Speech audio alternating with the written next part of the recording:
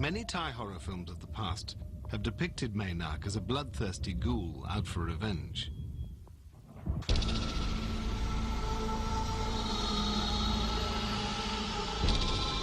Director Non Zi's version brought the familiar legend to life as a period drama based on historical research.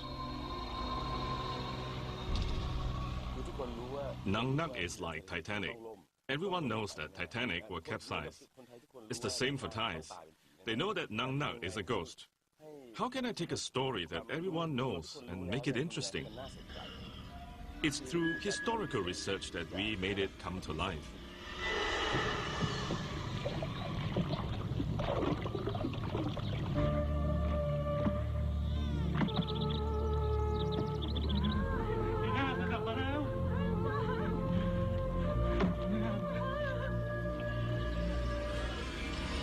Non Zi's research took him to the Mahabodh temple.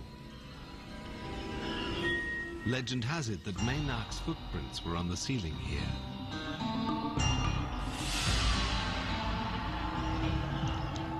In the film, we see her appearing to a frightened crowd. She's hanging from the ceiling. The film's historical detail and realism was the first time that the legendary Mae Nak was brought to life in such a believable way. Such was the fear this triggered in audiences that people were frightened of the actress who played Mae Nak, Indira Chirampura. At a screening of the film, I came out of the theater a bit earlier. I saw a woman carrying her child out, and when the child saw me, he burst into tears. I wanted to comfort him, but he just cried even more because he remembered me as the ghost in the film. No matter what the mother did, he just wouldn't stop crying.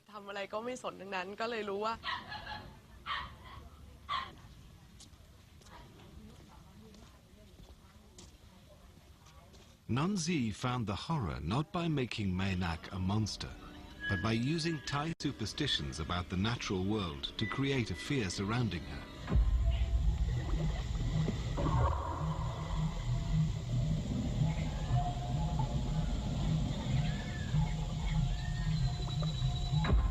I use the atmosphere because the fear comes from the surrounding and not from the ghost of Mae Nak herself. We tried to make the film feel like going back in time 100 years, using mood, ambience, and Thai beliefs.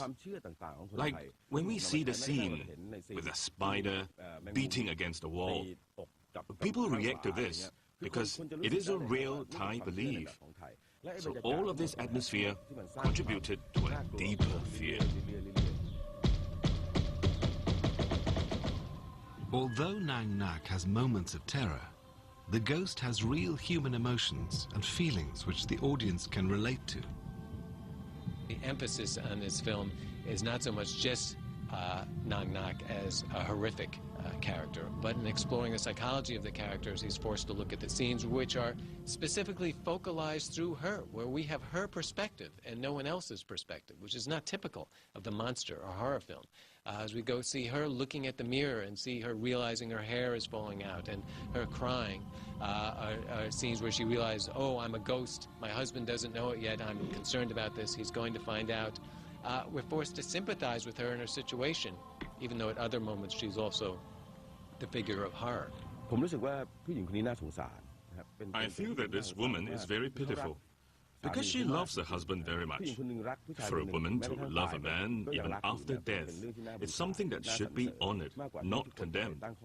It's this idea that motivated me, gave me inspiration to make this film.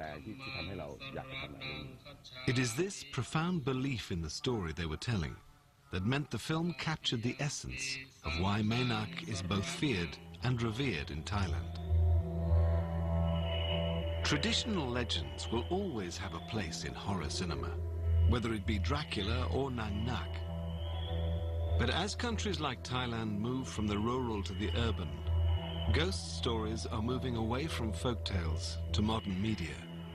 And one of the scariest recent movies from Thailand features images of ghosts caught on film.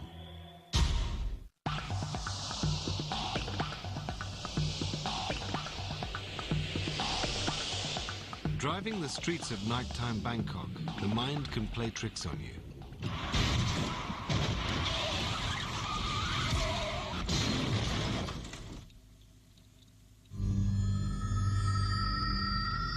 Tuan, a young photographer, is caught up in a hit and run. This sets off a chain of sinister events. We soon find out his own dark past is coming back to haunt him. This is the premise for one of the most frightening films of recent times in Thailand, Shutter. DJ Pong is a spirit investigator who looks into the rumors surrounding Bangkok's haunted places.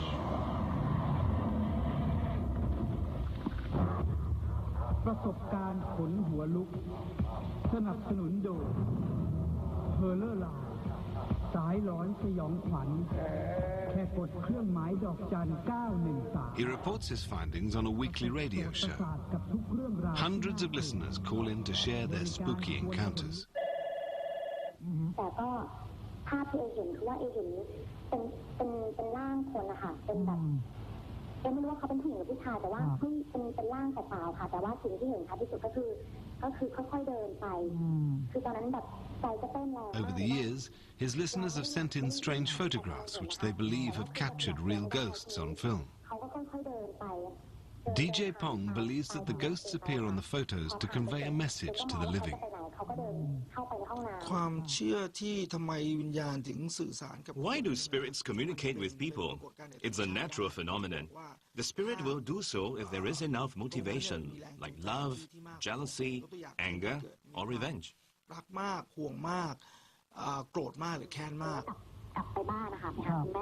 DJ Pong and his spirit photos inspired two young filmmakers to make Shutter, a film that plays up the idea of haunted photographs.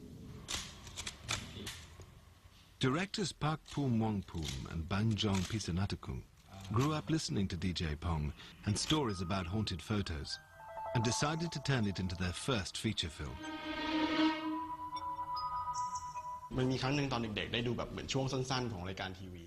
Once, when I was young, I saw a program on television, and there was a spirit photo, and it left an impression on me. I remembered this when we were developing the plot, and I thought people would be fascinated by it. The film uses the idea of haunted photos to reveal the story of Natra, a young woman violently betrayed by Tuan, her photographer boyfriend.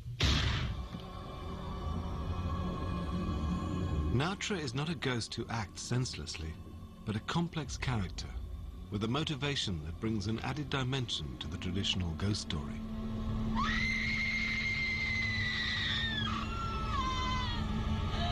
It's a film about a ghost who comes back haunting those people that she feels are responsible for her situation. This is something else that's common to a lot of these Asian horror films. It's some kind of indebtedness, that it's some kind of guilt that people need to pay for the past. As the film unravels, we discover that Natra has suffered a grave injustice at the hands of Tuan and his friends. The audience can empathize and can feel for the ghost if it's vengeful. The audience identifies with the ghost. Anyone can understand revenge if they were wronged before.